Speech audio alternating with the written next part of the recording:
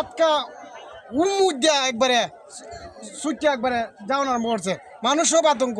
1-2 মিনিটও লাগছে না, দেশ কাপড় হয়ে গেছে। 2 মিনিটে বিত্তা কারবার। ড্রেজার মেশিন, বালু মেশিন, তারপরে এক্সকাভেটর, ট্র্যাক্টর, এইগুলা মাটি কাটার কারণে আজকে আমাদের এই অবস্থা।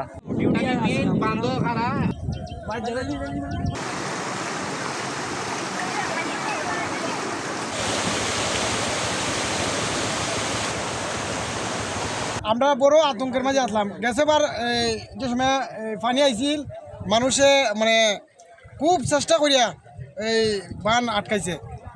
আপনার এখান থেকে এসকেলেটর দিয়ে মাটি নিয়া তারপরে আপনারা বিক্রি করিয়া এইদিকে এই জায়গাটা খাটিয়া নিচাইয়া এইখানে একটা কালভার্ট আছিল, এই কালভার্টটা একবারে ভয়াবহ অবস্থা। এদিকে মানে কোনো গাড়ি উঠতে পারে না, কোনো মানুষ যেতে পারে না, খালি ট্র্যাক্টর ছাড়া। এদিকে আইয়া আরও বেশি বৃষ্টি নরম করে লিছে জায়গাটা।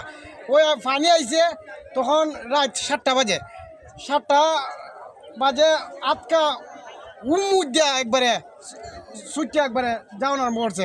মানুষ সব আতঙ্ক, মানুষ সব যারা যারা আসিল এলাকার মাঝে দক্ষিণ চরমা, বনগাঁও, শুকর, লক্ষ্মীপুর যারা আছে সব ভয়ঙ্কর। কেউ উঠছে ছাদের উপরে, স্কুলের ছাদের উপরে, কেউ উঠছে একবেলা ছাদের উপরে, নিজের ঘরের ছাদের উপরে, কেউ বিদ্যালয়ে উঠছে, কেউ নদীর পাড়ে উঠছে। উঠটা গুরু বাসুল লইয়া আতঙ্কের মাঝে।